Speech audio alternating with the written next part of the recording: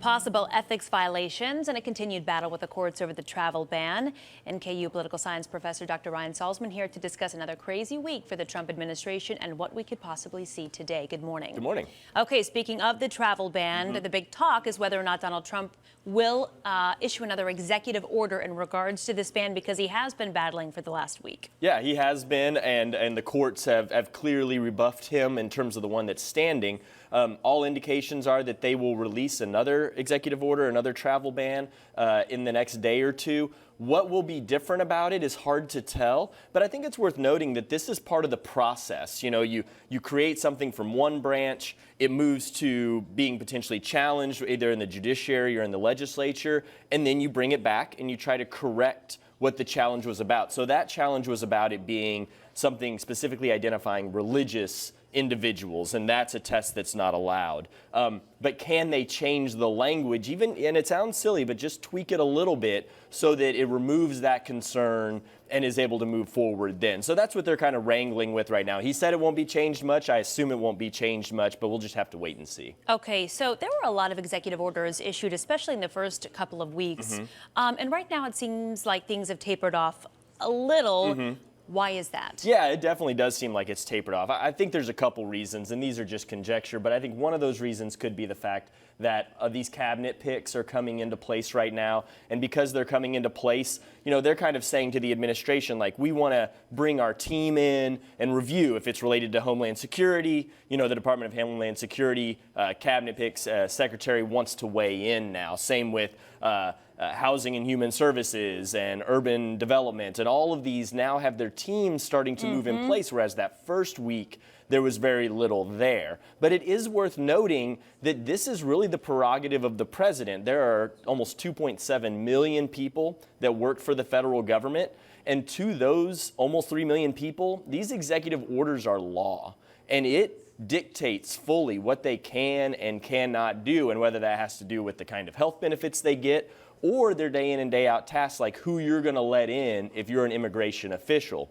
So it grossly affects their day in and day out lives.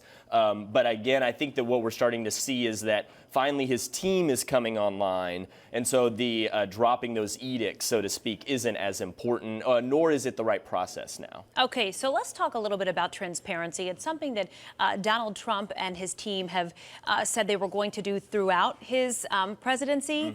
He made these promises during his campaign.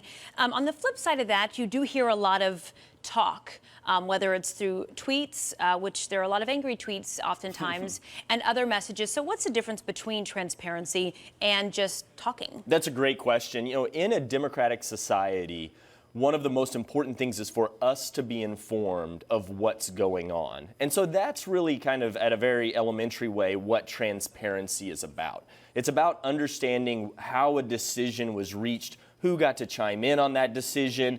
And transparency can relate a lot to how we keep records so that we can go back and look 20 years later. But of course, we live in a Twitter world right now that operates at that speed. And so we want to have some kind of insight into what's going on. Tweets are not necessarily that insight. It may be an insight into what Donald Trump is feeling at that moment, but it doesn't tell us, for instance, how did this immigration ban come about? What was the process that was carried out to get it to its destination? And so there's a lot of conflict right now between having a president who just talks a lot and through all these different venues and actually having some genuine insight into the process that's bearing out. What's interesting is that despite all the noise that's going on, it feels like we know very, very little about what's happening. And that's why there's this concern about transparency, despite the fact that there's so much talking going on. And you've heard that concern relayed by many journalists who have traditionally had quite a bit of access to the White House. That's usually the way that we find out, right? I mean, today we live in a world where information can come directly to us.